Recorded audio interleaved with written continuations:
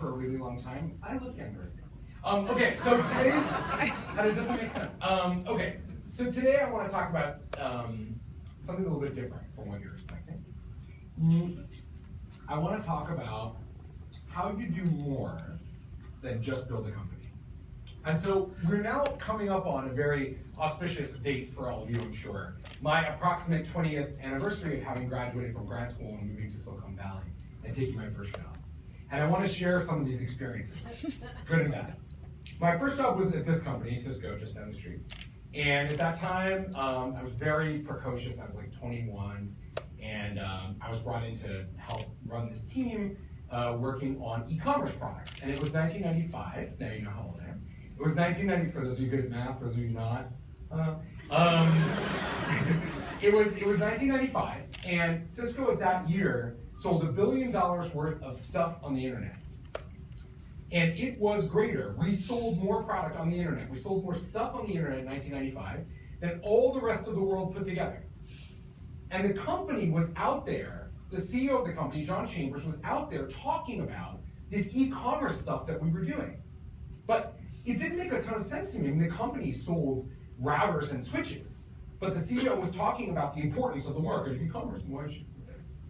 And a lot of that has to do with this guy named Chris Sinton, who's probably one of the most influential people in Silicon Valley that most of you don't know. And Chris at the time was running Corp Comm for Cisco. And one of the things that I remember very early on, we were working together on this e-commerce project, and one of the things that he said was, no one gives a fuck about switches. No one even knows how they work, right? What we need to do is we need to connect the thing that we're doing to something much more important. We need to work on something much bigger and much more important than just switches and routers. And one of the things that Chris ended up doing was he ended up founding a Network for Good, which was a collaboration of big tech companies for philanthropy. They've been very involved in that. And when I left Cisco, largely because I'm not that into like khakis and polo shirts. If you guys have ever, I mean, it's really funny. Peter, I think, mentioned the comparing the fashion of Silicon Valley to the fashion of New York, and I'm like, I can tell you what everyone's wearing in Silicon Valley without your seeing eye drones. So I was like not super into that environment. It wasn't really for me. I didn't know why, but I was like, I really love games, and I work in games. So I left these jobs working in the Valley, and I went to work on the Game Developers Conference. And this is a big trade media outlet in the games industry, and it's the 90s. And you guys, this is going to blow your mind. This is going to blow your mind. In the 90s, we could not get anyone to care about games from mainstream business media. The business world thought games were a joke and only children played them.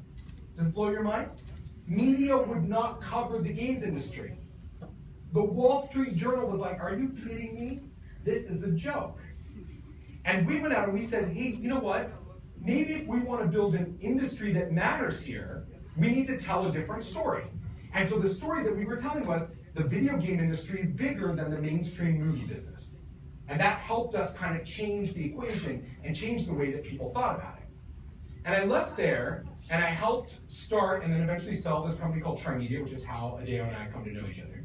And we were the first really successful platform for the sale of digital games on the internet. This is a weird thing, but before the kind of movement that we helped spearhead, you couldn't legally download a game on the internet. All right? You could do it illegally really easily, but you couldn't do it legally. And that's what that company was actually was able to do. And part of that message, being able to help build what now becomes the casual games industry, which Adeo was also instrumental in creating, was this idea. We went out and we said, you guys, games aren't just for kids. In fact, the biggest demographic of game players in the world are women over 40. Some of you know this, some of you don't know this. Some of you have moms who play Candy Crush like mine, some of you don't. Because I promise you, that's what she's doing right now. She claims she's sleeping, but she's actually playing Candy Crush.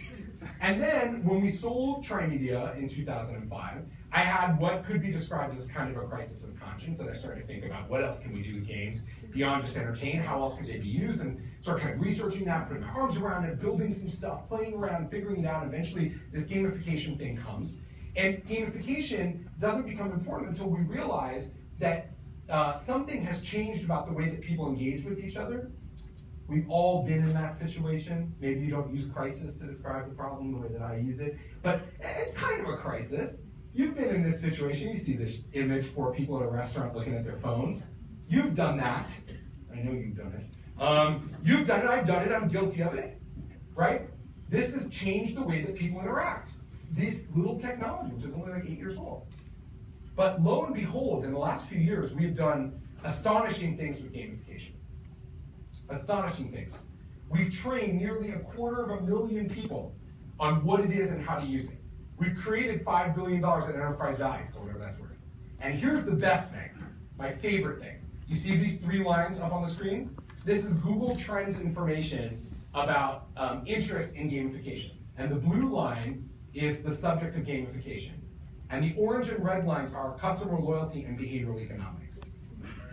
And in the space of 5 years, the topic of gamification, which is based on the premise of customer loyalty and behavioral economics, is now more important than twice the size of those 2 underlying industries in that period of time.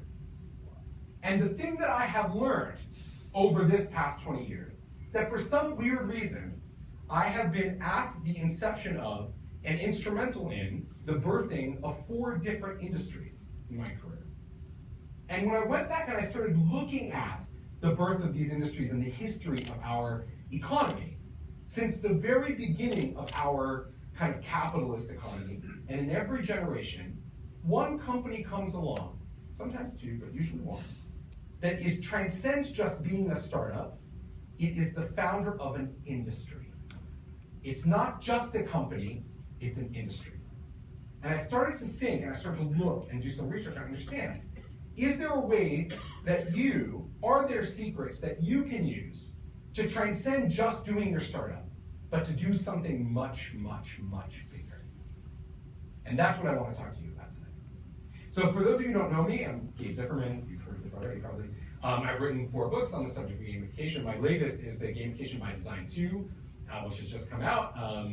And you can read more about it. I run some companies. One of my companies is a consultancy called Dopamine. We help a whole bunch of businesses, big and small. And I've been involved in F5 for a long time, helping out in New York, where I'm the co-director.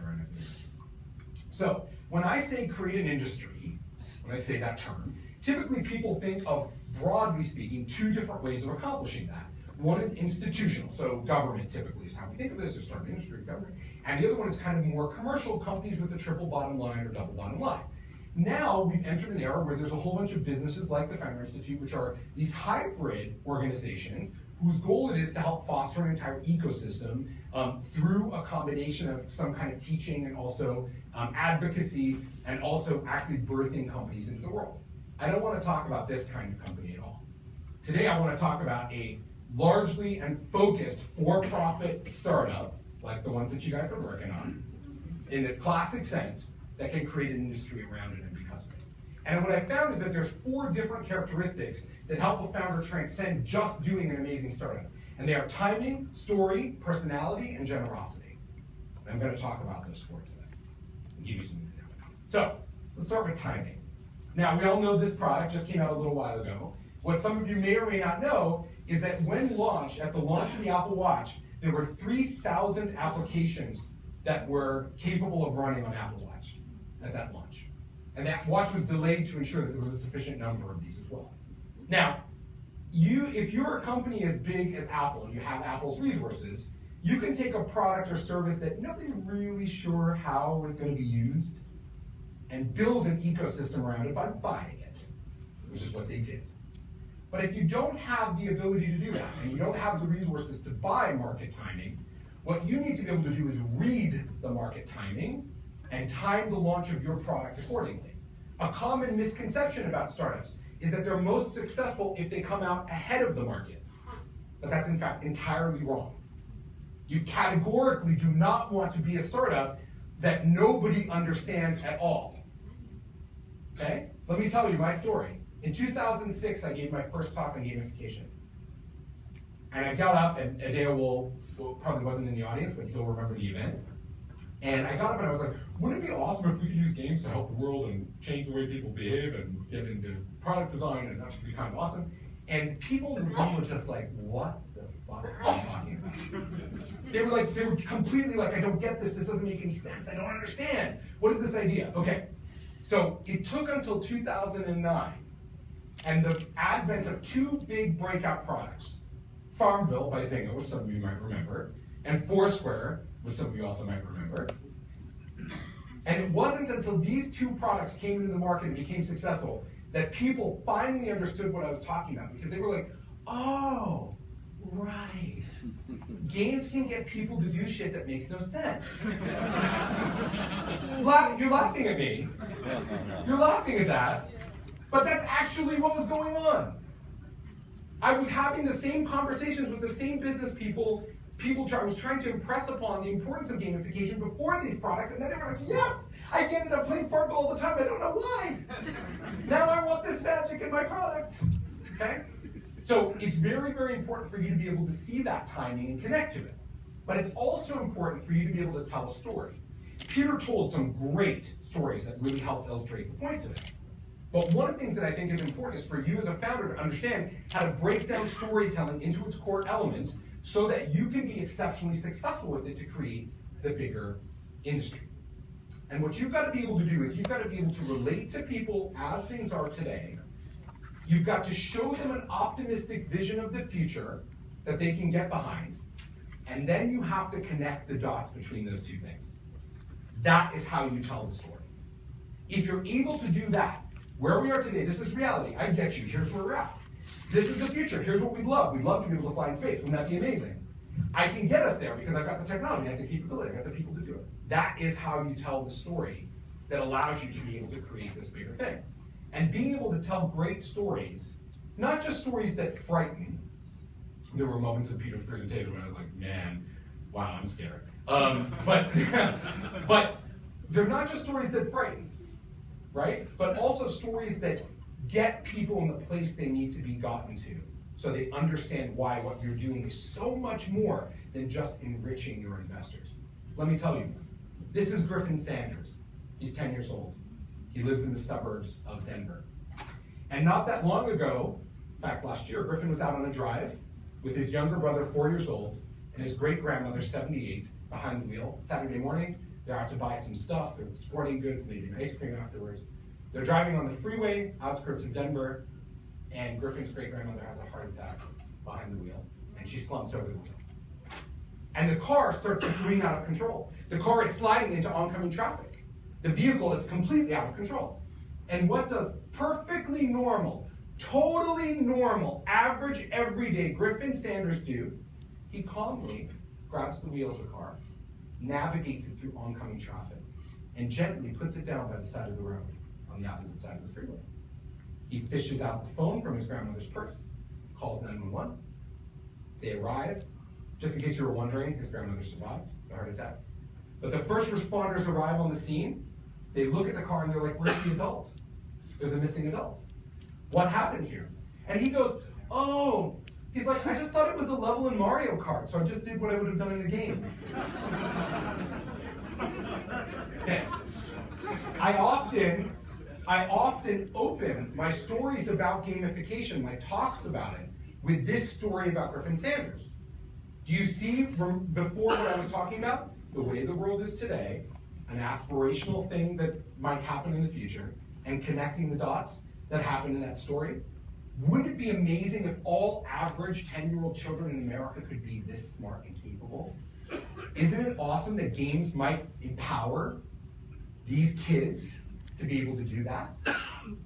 This is the kind of canonical story that you need. And you need to invoke people's sense of that inspiration.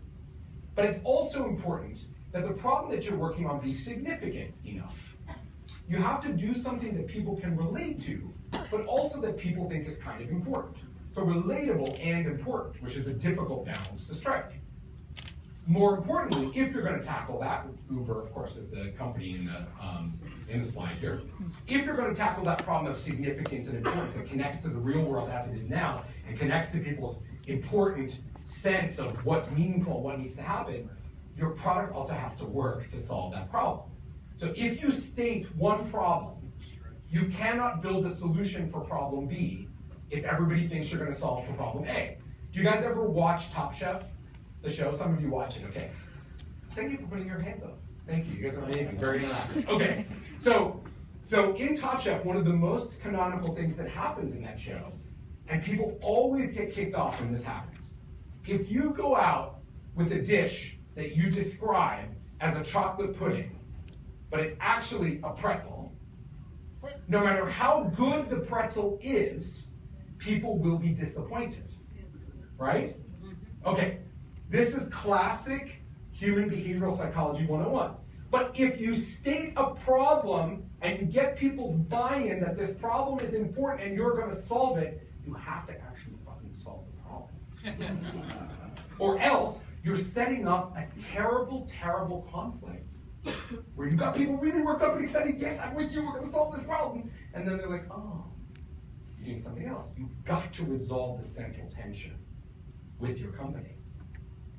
And one of the important things to be able to do that is to see what the actual problem really is. So some of you are doing a startup where you probably are very clear about what the problem is, okay? It takes too long to get medical records entered in an OR. That's a pretty clearly stated problem. But often, through the process of customer and market discovery, the problem turns out to not be exactly what you thought it was. And I'll tell you my personal story. When we first started the gamification movement, and I first started talking about it, my first book is called Game-Based Marketing. I thought gamification was going to be all about marketing and customer acquisition through a marketing prism because that's where I came from and customer loyalty and all that. But it turns out that more than half of all the activity in gamification, and probably the most significant stuff that I work on now, is actually employee facing. Because one thing that's really super consistent, let me tell you, is people hate their jobs. 65% of Americans don't like their jobs. And that number is unchanged whether they're making more money or less, whether the economy is good or bad, whether they feel like they have lots of job security or not. It's actually independent of all those external factors. This is something I could not have predicted when I first started working. I didn't know that this giant problem was out there and it was lurking.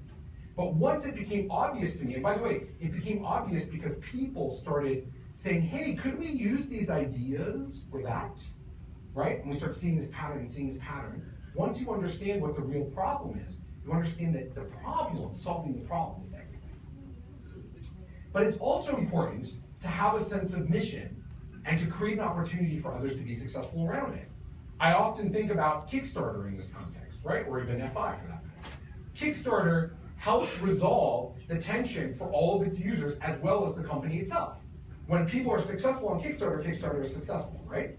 And it's classic in a sort of marketplace play. But the company has much more than just the stated purpose of helping people raise money. It also helps people create and bring into the world things which are important to them. Think about most of the Kickstarters that you funded, right? You haven't always been funding stuff that's really practical.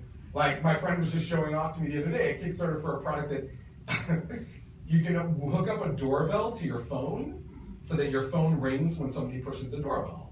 But it's like meant to be, you have that product, it's cool. But it's like used like oldie-timey phones. It doesn't work with your cell phone. It's not for your cell phone. It's if you have like a ring, like oldie-timey phone in your house. And he was like so proud of it. I'm like, that's a good use of your money.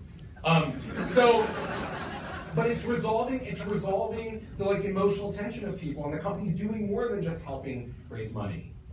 And herein lies one of the most important lessons that I've learned. And I would say that probably Adeo's taught me this in a practical sense the most.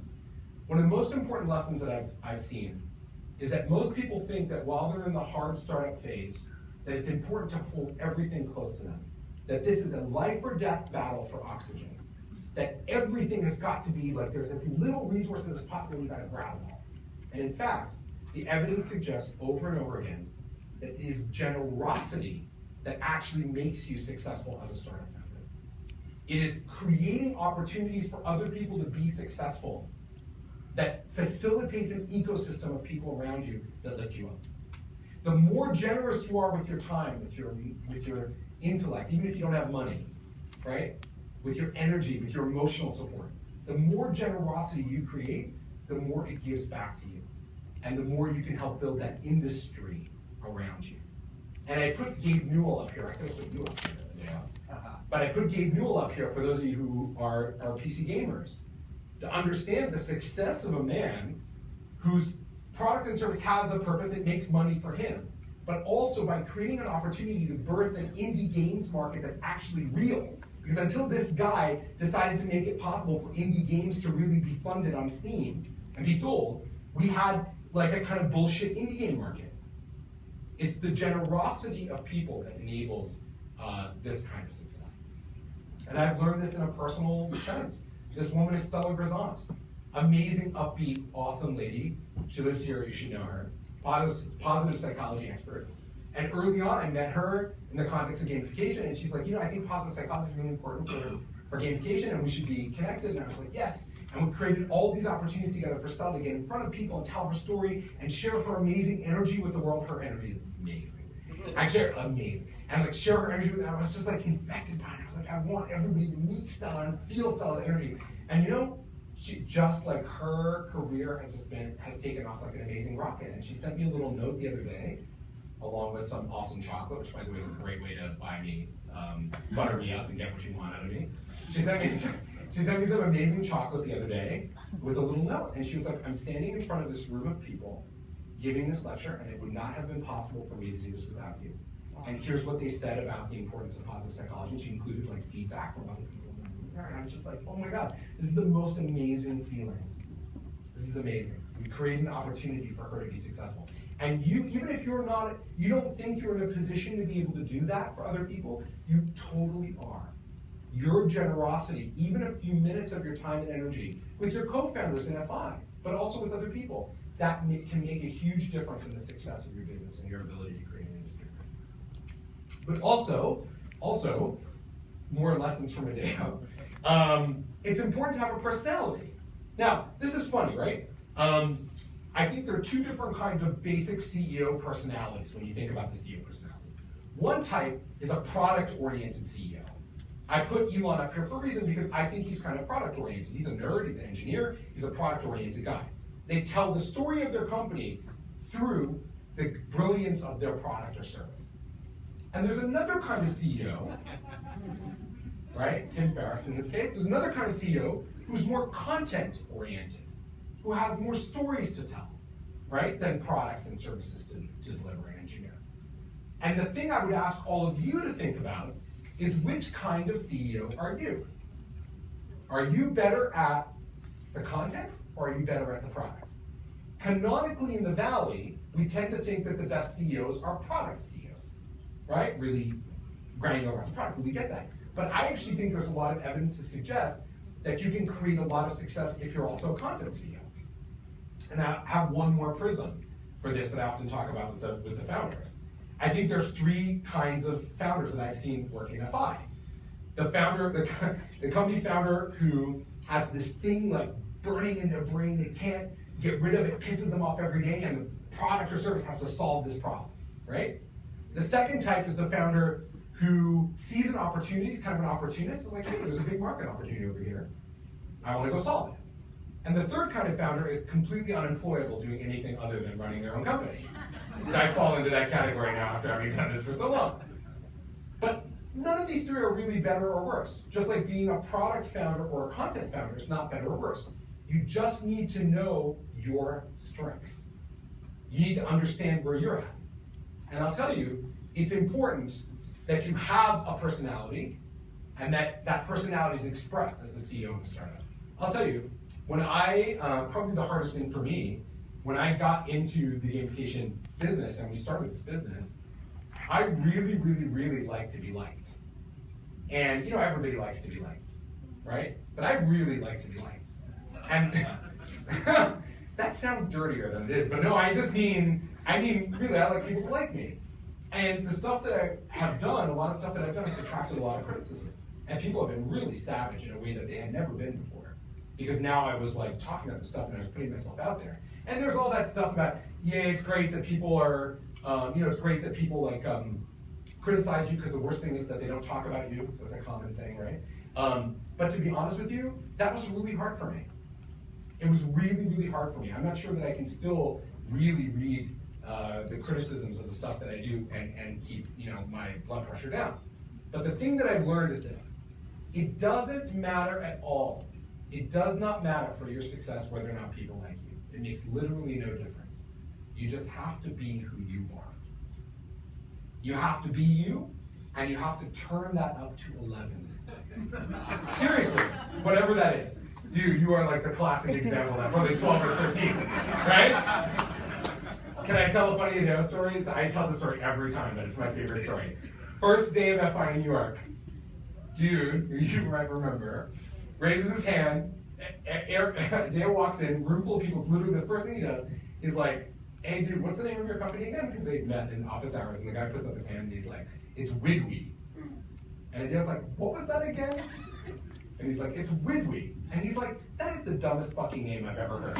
In front of everybody in the room, right? And I'm sitting there in the audience, and I'm like, oh my God, what just happened? This is crazy, I can't believe it. Why would he do that? This is so embarrassing, he's awful, right? And so what I realized over time though, was that that kind of honesty was crucial.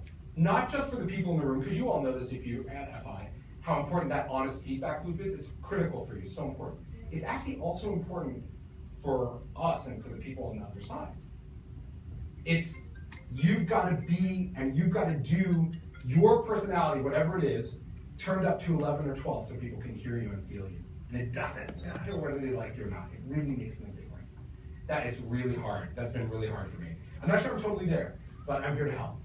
And the reason why all of these things are important, the reason why it's so crucial, is that founders live in a probably really bizarre, paradoxical world that almost nobody else lives in, which is especially true when you go to raise money.